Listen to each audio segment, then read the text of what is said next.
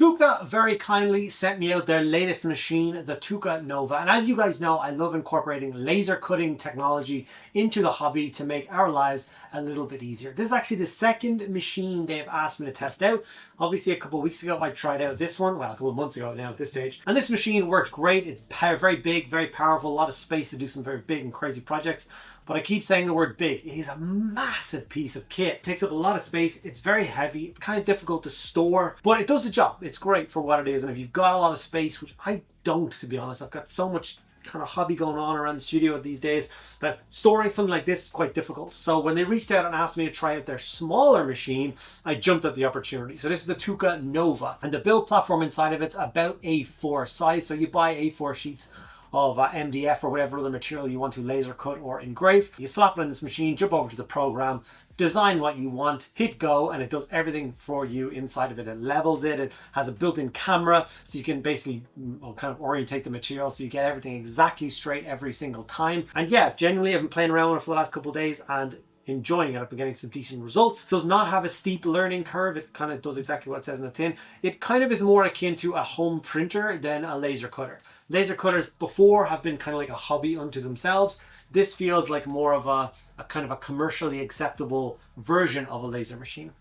Now, I am not the most technically gifted human being in the world, as many people who watch my videos or spend any time on my stream will know. And I think they genuinely send me out these machines because I'm not that technically minded, and I can show you guys who maybe are like me and you don't know a lot about these machines that they're still quite useful, and you don't need a degree in anything in order to function with them. So yeah, so I'm going to show you in today's video 3 awesome uses for a laser machine in the kind of average day-to-day hobby needs. Show you how I got on with them, and we can talk through some of those points. So I'm excited to show that to you, so let's jump in.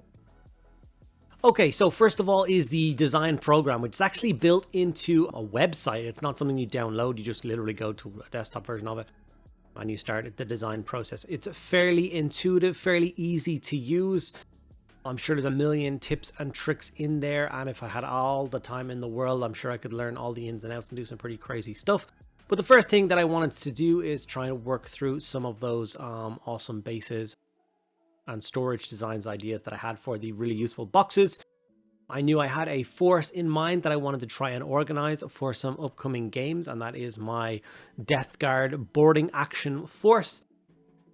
And yeah, this was the first rendition of it. I don't think this is the final one. I definitely want to add like unit names and squad names as opposed to just squad characters and stuff like that. So I'm sure we'll have that in the very near future for the next kind of rendition of this. But it does engrave and cut very, very smoothly with very little tweaking, and I was really happy with the results of this. So use one that I have found for today is to organize some of these really useful boxes a little bit more. Now, I understand that there's a bunch of dead space between these models. This is not about mass storage. This is about organization. For instance, inside this case is not a random assortment of miniatures. This is actually my 500 point kind of boarding actions army. So I have my Lord of Poxes, my Plague Surgeon, my Blightlord Terminators, 2 units of Plague Marines, and my unit of Poxwalkers, all nice, neat, and tidy. Means I can leave this on the side of the table whilst I'm playing my games, remove the models that I need as I'm going, and when I'm kind of packing up at the end of the day, I know if I've left a model behind anywhere tucked away on one of those really dense boards, because there will be a gap in my case. Now, if I had a little bit more time, I would design an extra compartment here. I can store tokens or, you know, dice or anything else you want inside of this area and do stuff like that. So I really like this, and I have plans to do more with it for like Lord of the Rings in the future, to kind of distinguish all those different warbands. So I'm very much looking forward to playing around with that. This is very simple, but I think rather effective use. So for this version of the laser cutting, I didn't design anything myself. I simply went online and looked up some vector files and I just dragged and dropped them into the program, and it gave me absolutely stellar results as per usual. It fit like a dream. And once again, I just had to dictate the lines for the outside that I wanted to cut. So I wanted to engrave the design and then obviously cut that square out of the MDF, which was very simple and easy thing to do. Just set the different lines as different colors, and then you can set different strengths and powers for each one, depending on what you want to do. And this literally took absolutely no time at all. And honestly, I've been doing some laser cutting review videos now for a few years. And when I did my first few a couple of years ago, it was so much harder to find useful files online to do for these review videos. So much so that I even kind of gave up on looking. In the last few, I just designed my own things. Well, this time I went back online, and there has been quite a lot of upgrades and quite a lot of awesome files created and posted online. Awesome ones to buy, awesome ones that are free, that give you really nice results. So that's a really nice extra thing that I didn't really realize until doing this review. And I was really happy with that final result. And it did leave us with an awesome Zone Mortalis style board in a 6" by 6" square grid. And as you can see, everything is super sharp. There's no extra burning. It's super clear, and I was really, really happy. Scenery has always and will always be a massive use for the average laser cutter person. There's so many files out there for laser cutting out scenery, and I have done them a million times before, showing you some awesome bits of kit that you can do. Today I thought I would focus on the kind of Zone Mortalis tiles. So this was laser cut out in about 6 minutes, and it takes a very small amount of material to do it. Now, in order to get enough for a playing area from, let's say, Games Workshop, it's £54 for a kind of a 12" by 12" set of tiles. So basically you would need to buy 3 of those sets to get a 3x3 gaming surface. So we're talking over £160, whereas this tile costs you about 60 cents. So in terms of cost, this can definitely be a way of saving you a bunch of money when it comes to terrain. And there's a million files out there for doing the walls and the doors and the terminals and all the other bits and pieces that you would need to play a full Zone Mortalis game, or a standard Warhammer 40,000 game. There's a bunch of files out there for scenery like that. Those L-shaped buildings for all you tournament people out there. It's a very cheap and easy way of getting a venue up and running with many, many tables with the correct size and shape of scenery. So very cool use for me. Now, for the last one, I'm going to go in and do my trusty, like I said, the thing that I usually use my laser cutters for, and that is for creating movement trays and bases for my Warhammer, the Old World armies.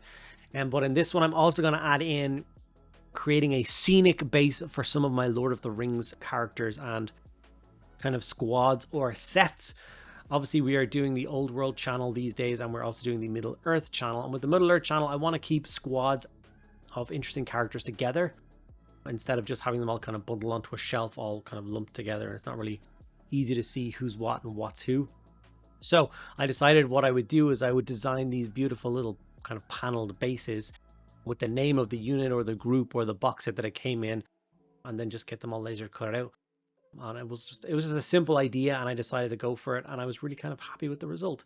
So obviously this thing is on like mega cut mode, and it's just going to cut out a 6x3 Old World movement tray. So that's 3 ranks of 6. It kind of goes through in a really random order, and I wasn't really sure about why it wouldn't just go from square to square to square to square. It's the same when it was engraving lettering. It kind of jumps all over the place, and I thought it was like, this is a waste of time having to travel. Why doesn't it just do one full name, then go?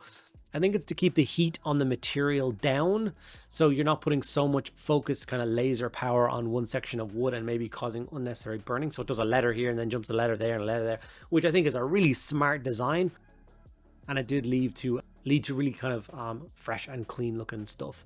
So obviously I cut out the movement tray, but what I was really looking forward to was looking at that backboard for the 3 Hunters diorama that I'm going to do for Lord of the Rings. And I mean, look how clean and fresh that looks on this material. One that I will never overestimate, and the one that I use my laser cutters for the most, is movement trays and bases for Warhammer the Old World. I like creating a scene for kind of things like this. So obviously this is one of the big beautiful new dragon cannons from Cathay. It's an awesome piece, but if it's just kind of separate on the base, I find it to be a little bit lackluster. I would rather have it in a scene like this, spend a little bit of time and love on it, and you will end up with something like this. And all of a sudden that kind of simple artillery piece suddenly becomes a scene or a vignette into itself. And like I said, this is just MDF wood cut out as a frame, kind of based up and painted up. And yeah, I love how it looks. I love when I base up a unit like these knights, for instance, all of the level of the ground will be the same. There won't be gaps and stuff between every single model, which will ruin my immersion. I prefer it to look like a tight-knit group of miniatures on the tabletop. And originally this started out as, you know, Warhammer the Old World was moving to a new size of basing, and we didn't have access to those bases yet. So I had a laser cutter already, so I started laser cutting out some bases. And before I knew it, I loved the aesthetic so much that I just decided to carry it on with everything else. My new kind of thing I'm jumping onto is maybe adding in some scenic design bases. So for instance, this will be a base for the three hunters from Lord of the Rings, because I have so many different sets of miniatures for Lord of the Rings that go to so many different old box sets, and I don't want kind of where they came from or what they mean to me to kind of get flushed away. So I would rather have them in their own little vignette. So this will be the three hunters. So you'll have Aragorn, Legolas, and Gimli. A nice little bit of kind of scenery and stuff like this. Help it blend in like they're running across kind of Rohan on the hunt for Merry and Pippin and those Uruk-hai. And it'll just tell an awesome bit of story. And imagine all those different awesome little Lord of the Rings sets, all having a little base like this with a little plinth and all painted up. I just think it's going to be great. So yeah, there's just a few of the awesome uses that you can have for the laser cutters.